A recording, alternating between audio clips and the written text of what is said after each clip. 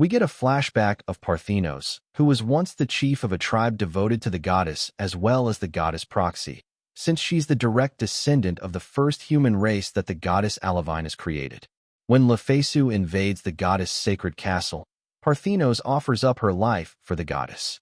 However, Lufasu decides to kidnap her instead, and she tells Parthenos that she needs to see the world's current condition, since she has never once stepped foot outside of the sacred castle. Lufasu takes Parthenos to a charred battleground, the horrors of which shock Parthenos. We end the flashback as Lufasu tells Parthenos to tell her everything she knows about the goddess scenario. Parthenos agrees. However, she first asks Lufasu how much of her past memories she can actually remember. Lufasu is surprised that Parthenos knew about her situation, and Parthenos reveals to her that Lufasu herself was actually originally the one to predict the goddess tampering with her memories. Libra does not seem surprised, as she was able to sense Lufasu occasionally acting like she doesn't remember what she did in the past. Lufasu asks Parthenos why the past Lufasu ordered her to seal away this town 200 years ago. Parthenos tells her that it'll be faster to just show her, and she takes Lufasu over to Vanaheim's peak. Parthenos points down at the giant crater and tells Lufasu that the answer she's looking for is down there. Lufasu looks down and is met with the slumbering giant sky dragon, who is meant to be one of the goddess vanguards, as well as one of the 5 dragons. Lufasu is shocked by the appearance of one of the 5 dragons, as they never actually appeared in the game and were only mentioned through text. She explains how the 5 dragons each control the 5 elements of fire, earth, wood, moon, and sun, while the goddess Alavinus controls the elements of gold and water. She panics upon looking at the dragon's stats, as it far exceeds her own, and she doubts that she can even win with all 7 heroes in their prime on her side. Parthenos explains how the dragons are all meant to be in deep sleep. However, they are said to awake from their slumber once the world reaches true danger.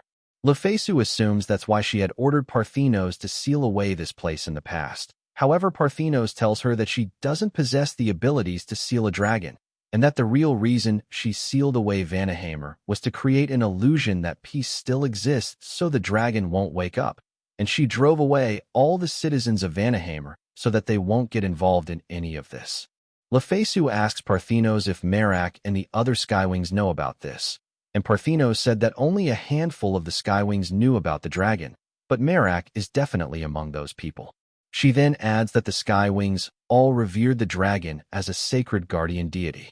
Lufasu, however, can't agree with that sentiment, as the goddess can just send out all 5 of the dragons out of sheer boredom and instantly destroy the world, making them more like gods of destruction. Parthenos tells Lufasu that even she would not be able to defeat all 5 dragons and the goddess at once, which was why she had made the first move to seal away the 5 dragons, and eventually challenged the goddess after defeating the Demon King. Lufasu asks Parthenos how much danger does the world have to be in for the dragons to wake up, considering the fact that humanity is currently being cornered by the demons. Parthenos, however, doesn't know the answer, but she assumes that the goddess just doesn't see the demons as threats. Lufasu asks Parthenos if all 5 dragons are sealed if she had made the first move, and Parthenos tells Lufasu that 3 other dragons have been sealed by other members of the 12 heavenly stars. Lufasu realizes that there's still 1 dragon short, and Parthenos tells her that they still can't find the location of the moon dragon, and Lufasu theorizes that it might be in the actual moon due to its name. Parthenos then warns Lufasu about one of the goddess' unique abilities called Avatar, which allows her to create a clone of herself that allows her to freely move around. Lufasu thinks back to everything she had learned, and she figured that the real Lufasu was a massive thorn in the goddess' way, which is why the goddess had to seal away her memories when she revived. And the method she used was none other than the current host of Lufasu, and he finally figures out what the role the goddess gave him on the day he transmigrated was. Lufasu decides to search for the real Lufasu's true objective and to help achieve it, as a means of getting revenge on the goddess for involving her in this whole situation. Lufasu's group prepares to depart, as Parthenos apologizes for being unable to accompany her due to being a ghost. However, she offers to let Virgo go with Lufasu, as she had taught her everything she knew. Virgo is taken aback by this, and Lufasu asks Virgo if she's okay with it.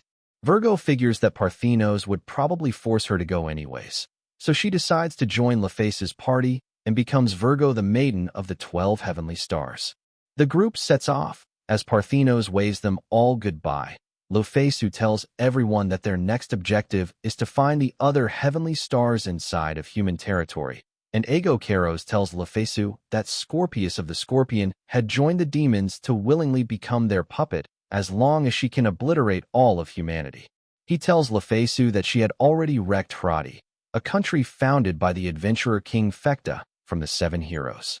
Lufasu deduces that Scorpius is probably the most dangerous member currently, and Aegokaros tells Lufasu that she had managed to break through her level limit and became level 900. Lufasu is confused since all of the tamed monsters are meant to cap at level 800, and she asks Aegokaros which country Scorpius will be in next. Aegokaros tells her that Scorpius is headed to the country of Blutgang, which Dina explains is the dwarf country founded by Smithy King Mizar of the Seven Heroes. Lufasu declares that their next destination is going to be the country of Blutgang to stop Scorpius. Meanwhile, in the suburbs of Blutgang, Scorpius is choking a man over a pile of dead bodies, telling him that his kind are the ones who robbed Lufasu from her. She kills the man and declares to Lufasu that she'll paint the whole world in despair for her. Lufasu's group finally arrives at the mobile capital of Blutgang, which turned out to be a massive battleship. The group steps out into the city, and Dina explains how Blutgang is actually a massive level 770 golem created by Mizar, which was why it had always been able to repel the demon's attacks. Libra lays out the entire map of Blutgang, and Lufasu is surprised by how knowledgeable she is about it. Libra explains how Blutgang is technically her little brother, and Lufasu is reminded by the fact that Libra was actually created by Mizar. Dina interjects and explains how Blutgang is very sturdy against physical attacks. Dina states that both Aries and Libra would struggle with it, and that it can apparently even transform into a humanoid form. It's kind of reminding me of a whole other franchise here, not gonna lie. Dina then brings up how Scorpius, on the other hand, would be the worst matchup to go against Blutgang. Lufasu explains that Scorpius specializes in poison attacks, and golems are immune to poison. However, the citizens inside of Blutgang are not, and Scorpius poison spreads rather easily. Dina then surprises Lufasu with more information.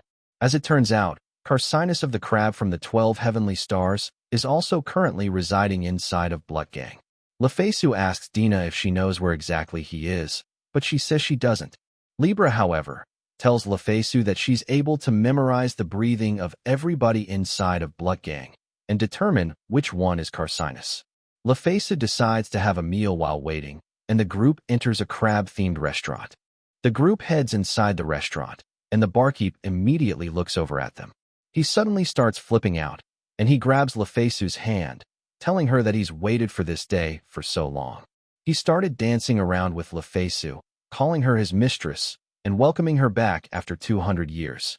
Libra suddenly attacks the man, but he manages to block it with his finger. The man is revealed to be none other than Carcinus the Crab, and the member of the 12 Heavenly Stars with the highest defense.